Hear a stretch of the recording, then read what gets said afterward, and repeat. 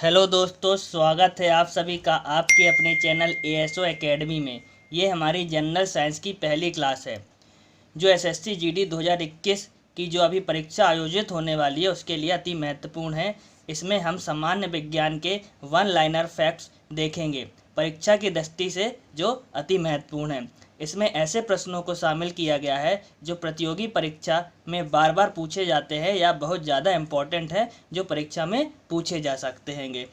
इस क्लास की खास बात यह है कि जिसने पहले से पढ़ लिया है वह अपना क्विक रिवीजन इस क्लास के द्वारा कर सकता है और अपनी तैयारी को परख सकता है, और जिसने बिल्कुल भी नहीं पढ़ा हैगा उसके लिए भी बहुत ज़्यादा यूज़फुल है ये, वह अपनी संपूर्ण तैयारी यहाँ से पूरी कर सकता है। तो चलिए आज का वीडियो स्टार्ट करते हैंगे। हमारा आज का पहला प्रश्न है, सबसे कठोर धातु है। तो दोस्तों, सबसे कठोर धातु कौन सी होती हैगी? यदि आपसे पूछा जाता है कि सबसे कठोर धातु कौन सी होती है, तो सबसे कठोर धातु कौन सी होती है? सबसे कठोर धातु होती हैगी प्लेटिनम। याद रखिएगा, क्वेश्चन अक्सर एग्जाम में पूछा जाता है कि सबसे कठोर धातु कौन सी है, तो सबसे कठोर धातु कौन सी हो जाएगी? प्लेटिनम जो है वह सबसे कठोर धातु हो जाएगी। अगला क्वेश्चन है, दूध में उपस्थित प्रोटीन है। तो दूध में कौन सा प्रोटीन उपस्थित होता है? तो इसका राइट आंसर क्या हो जाएगा? इसका राइट आंसर हो जाएगा कैसीन। इसका सही जवाब हो जाएगा। क्या हो जाएगा इसका सही जवाब? कैसीन इसका सही जवाब हो जाएगा। दूध में कौन सा प्रोटीन उपस्थित होता है? तो याद रखिएगा, दूध में कैसीन प्रोटीन उपस्थित होता है। कौन सा? कैसीन प्रोटीन दूध में उपस्थित होता है। अगला क्वेश्चन है, तंबाकू में विषैला पदार्थ कौन सा होता हैगा? तो तंबाकू में कौन सा विषैला पदार्थ होता है? तो इसका राइट आंसर क्या हो जाएगा? राइट आंसर हो जाएगा निकोटिन पाया जाता है। क्या पाया जाता है? तंबाकू में निकोटिन पाया जाता हैगा। तंबाकू में निकोटिन नाम का विषैला पदार्थ पाया जाता हैगा। अगला क्वेश्चन देखते हैं। अगला क्वेश्चन है, मानव के मेरुदंड में कितने जोड़ी तंत्रिका निकलती हैगी? तो कितने जोड़ी तंत्रिका निकलती है? मानव के मेरुदंड में कितने जोड़ी तंत्रिका निकलती है? तो इसका राइट आंसर क्या होगा? इसका राइट आंसर हो जाएगा 31। मानव के मेरुदंड में कितनी जोड़ी तंत्रिका होती है, निकलती हैं?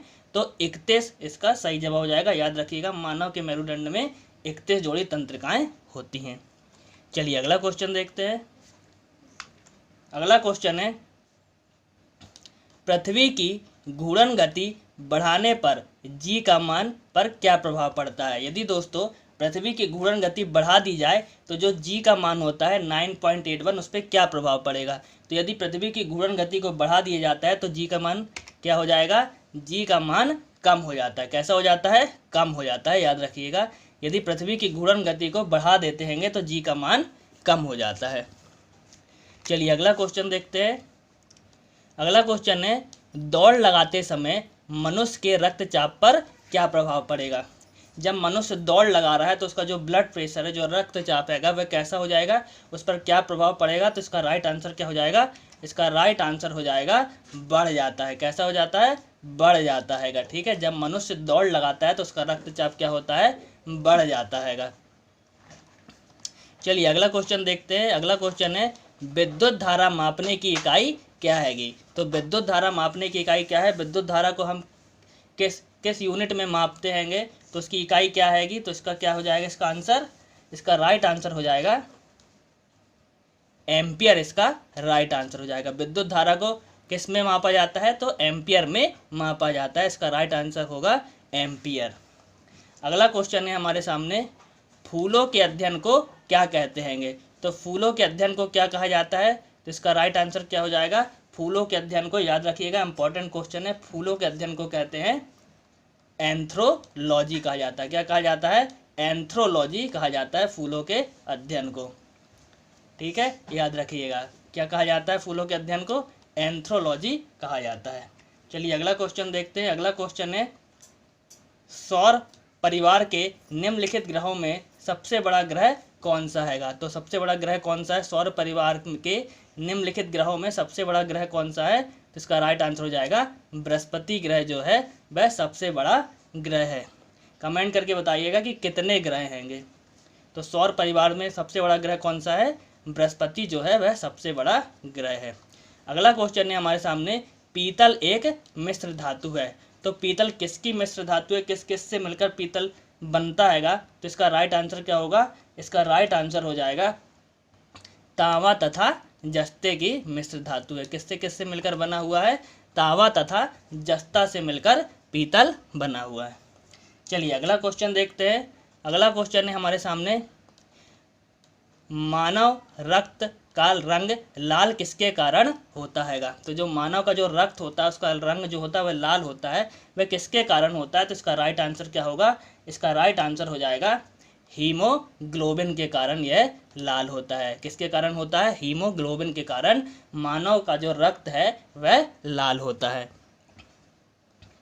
चलिए अगला क्वेश्चन देखते हैं। अगला क्वेश्चन है, पीलिया रोग शरीर के किस अंग को प्रभावित करता है? तो जो पीलिया रोग होता है वह शरीर के किस अंग को प्रभावित करता है? तो इसका राइट आंसर क्या होगा? इसका राइट आंसर हो जाएगा यकृत को प्रभावित करता है। किसको प्रभावित करता है? यकृत को प्रभावित करता है। जो पीलिया रोग होता है वह मानव शरीर के यकृत या लीवर को प्रभावित करता है। ठीक है, याद रखिएगा। चलिए अगला क्वेश्चन देखते हैं। अगला क्वेश्चन है, मानव शरीर में किस तत्व की कमी के कारण घेंगा रोग होता है? तो जो मानव शरीर में जो किस तत्व की कमी हो जाती है जिसके कारण घेंगा रोग होता है? तो इसका राइट आंसर क्या होगा? इसका राइट आंसर हो जाएगा आयोडीन की कमी के कारण घेंगा रोग होता है। किसकी कमी के कारण होता है?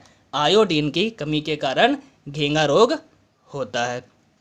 ठीक है, चलिए अगला क्वेश्चन देखते हैं। अगला क्वेश्चन है, यूरिया खाद से पौधों को कौन सा तत्व मिलता हैगा? तो जो यूरिया खाद होती हैगी उससे पौधों को कौन सा तत्व मिलता है? तो कौन सा तत्व मिलता है यूरिया खाद से पौधों को? तो इसका राइट आंसर हो जाएगा नाइट्रोजन। इसका सही जवाब हो जाएगा। यूरिया खाद में जो पौधों पे हम डालते हैं यूरिया खाद, उससे कौन सा तत्व पौधों को मिलता है? तो उससे नाइट्रोजन मिलता है।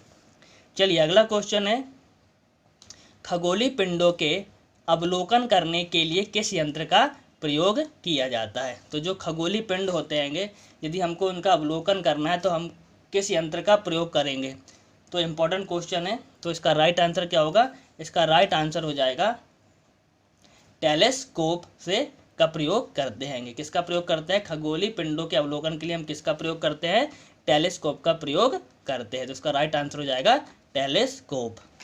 चलिए अगला क्वेश्चन है, शुष्क बर्फ है। तो शुष्क बर्फ है हम किसको और शुष्क बर्फ किसको बोलते हैं? तो इसका राइट आंसर क्या होगा? इसका राइट आंसर होगा ठोस कार्बन डाइऑक्साइड। इसका राइट आंसर होगा। ठीक है, शुष्क बर्फ क्या है? ठोस कार्बन डाइऑक्साइड है। अक्सर पूछा जाता है, ये याद रखिएगा। चलिए अगला क्वेश्चन देखते हैं, वह कौन सी गैस है जो कोयले की खान में विस्फोट उत्पन्न करती है? ठीक है, इंपॉर्टेंट क्वेश्चन है, वह कौन सी गैस है जो कोयले की खान में विस्फोट उत्पन्न करती है? तो इसका राइट आंसर क्या होगा?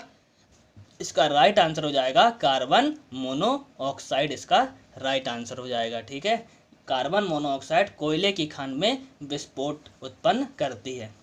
अगला क्वेश्चन है, ध्वनि तरंगों की प्रकृति कैसी होती है? जो ध्वनि तरंगे होती है उनकी प्रकृति कैसी होती है? तो इसका राइट आंसर क्या होगा? इसका राइट आंसर होगा अनुदैर्घ्य होती है। कैसी होती है उसकी प्रकृति? अनुदैर्घ्य होती है। उसकी प्रकृति कैसी होती है? अनुदैर्घ्य होती है। चलिए अगला क्वेश्चन देखते हैं, जल का अधिकतम घनत्व होता है। जल का अधिकतम घनत्व किस टेम्परेचर पे होता है? तो इसका राइट आंसर क्या होगा? इसका राइट आंसर हो जाएगा 4 डिग्री सेल्सियस पर जल का जो घनत्व होता है वह अधिकतम होता है। क्या होता है? 4 डिग्री सेल्सियस पर जल का घनत्व अधिकतम होता है। अगला क्वेश्चन है, एक समतल दर्पण की वक्रता त्रिज्या होती है। जो समतल दर्पण होता है दोस्तों उसकी जो वक्रता त्रिज्या होती है वह कितनी होती है? क्या तो इसका राइट आंसर क्या होगा? इसका राइट आंसर हो जाएगा अनंत होती है। समतल दर्पण की वक्रता त्रिज्या कितनी होती है? अनंत होती है। अगला क्वेश्चन देखते हैं। अगला क्वेश्चन है, कैलामाइन किसका अयस्क है? तो कैलामाइन किसका अयस्क है? तो इसका राइट आंसर क्या हो जाएगा? किसका अयस्क है कैलामाइन? तो इसका राइट आंसर हो जाएगा जिंक का अयस्क है। किसका अयस्क है? जिंक का अयस्क है कैलामाइन। पौधों का कौन सा भाग श्वसन करता है? पौधों का कौन सा भाग श्वसन करता है? इंपॉर्टेंट क्वेश्चन है। तो इसका राइट आंसर क्या होगा? इसका राइट आंसर होगा पत्ती। क्या होगा? पत्ती। इसका राइट आंसर है पत्ती। पौधे का जो कौन सा भाग है जो श्वसन करता है? तो वह पत्ती है। चलिए अगला क्वेश्चन है, कैसीन प्रोटीन का सबसे अच्छा स्रोत कौन सा है? तो कैसीन प्रोटीन का सबसे अच्छा स्रोत कौन सा है? तो इसका राइट आंसर क्या होगा? इसका राइट आंसर होगा दूध। इसका सही जवाब हो जाएगा। क्या होगा? दूध। कैसीन प्रोटीन का सबसे अच्छा स्रोत क्या है? तो वह दूध है। अगला क्वेश्चन है, विटामिन डी को क्या कहा जाता है? तो विटामिन डी को क्या कहा जाता है? तो इसका राइट आंसर क्या होगा? इसका राइट आंसर है हार्मोन कहते हैं। विटामिन डी को क्या कहते हैं? हार्मोन कहते हैं। चलिए अगला क्वेश्चन देखते हैं। अगला क्वेश्चन है, मनुष्य की लार में कौन सा एंजाइम होता है? क्या पूछ रहा है? मनुष्य की लार में कौन सा एंजाइम होता है? जो मनुष्य की लार होती है उसमें कौन सा एंजाइम होता है? तो इसका राइट आंसर क्या है? इसका राइट आंसर है टाइलिन नाम का एंजाइम पाया जाता है मनुष्य की लार में। चलिए अगला क्वेश्चन देखते हैं। अगला क्वेश्चन है, सोडा वाटर बनाने के लिए प्रयोग की जाने वाली गैस कौन सी होती है? तो सोडा वाटर बनाने के लिए प्रयोग की जाने वाली गैस कौन सी होती है? तो इसका राइट आंसर क्या होगा? इसका राइट आंसर होगा कार्बन डाइऑक्साइड। क्या हो जाएगा? Carbon dioxide. सोडा वाटर बनाने के लिए किस गैस का प्रयोग करते हैं? तो कार्बन डाइऑक्साइड CO2 का प्रयोग करते हैं। किसका प्रयोग करते हैं? कार्बन डाइऑक्साइड CO2 का प्रयोग करते हैं। चलिए अगला क्वेश्चन देखते हैं, मानव शरीर में करीब कितनी कोशिकाएं होती हैं? तो मानव शरीर में कितनी कोशिकाएं होती हैं? तो इसका राइट आंसर क्या होगा? इसका राइट आंसर है 5000 अरब कोशिकाएं होती हैं। कितनी होती हैं? 5000 अरब। चलिए अगला क्वेश्चन है, सभी जैविक यौगिकों का अनिवार्य मूल तत्व क्या है? तो सभी जैविक यौगिकों का अनिवार्य मूल तत्व क्या है? तो इसका राइट आंसर क्या होगा? इसका राइट आंसर होगा कार्बन। क्या होगा? कार्बन इसका राइट आंसर हो जाएगा। जितने भी सभी यौगिक जितने भी हैं उनका अनिवार्य मूल तत्व क्या है? कार्बन है। ठीक है। चलिए अगला क्वेश्चन देखते हैं, ध्वनि तरंगे अपने साथ क्या लेकर जाती हैं? जो ध्वनि तरंगे होती है वह अपने साथ क्या लेकर जाती हैं? तो इसका राइट आंसर क्या होगा? इसका राइट आंसर हो जाएगा ऊर्जा लेकर जाती हैं। जो ध्वनि तरंगे रहती हैं वो क्या लेकर जाती है अपने साथ? ऊर्जा लेकर जाती हैं। चलिए अगला क्वेश्चन देखते हैं। अगला क्वेश्चन है, शैवालों का अध्ययन क्या कहलाता है? तो शैवालों के जो अध्ययन करते हैं उसको क्या कहते हैं? तो इसका राइट आंसर क्या होगा? इसका राइट आंसर हो जाएगा फाइकोलॉजी कहा जाता है। क्या कहते हैं उसको हम? शैवालों के अध्ययन को हम फाइकोलॉजी कहते हैं। क्या कहते हैं? फाइकोलॉजी कहते हैं। तो दोस्तों ये रहे हमारे आज के जनरल साइंस सामान्य विज्ञान के अति महत्वपूर्ण प्रश्न, जो कि SSC GD की जो भी परीक्षा आयोजित होने वाली है उसके लिए बहुत ज़्यादा इम्पॉर्टेंट है। आप इसको ध्यान से पढ़िएगा और अच्छे से रिवीजन कीजिएगा। दोस्तों यह वीडियो आपको कैसा लगा कमेंट करके ज़रूर बताइएगा। यदि यह वीडियो आपको पसंद आया हो तो वीडियो को लाइक कीजिएगा, और यदि आप चैनल पर अभी तक नए हैं और अभी तक आपने चैनल को सब्सक्राइब नहीं किया है तो चैनल को सब्सक्राइब कर दीजिए और बेल आइकन को दबा दीजिए, ताकि हमारे आने वाले सारे वीडियो की जानकारी आपको आसानी से मिल सके। और दोस्तों इस वीडियो को अधिक से अधिक लोगों को शेयर कीजिए ताकि वे भी इसका लाभ ले सकें। तो दोस्तों ऐसे ही यूज़फुल वीडियो के लिए बने रहिए ASO एकेडमी के साथ। जब तक के लिए धन्यवाद।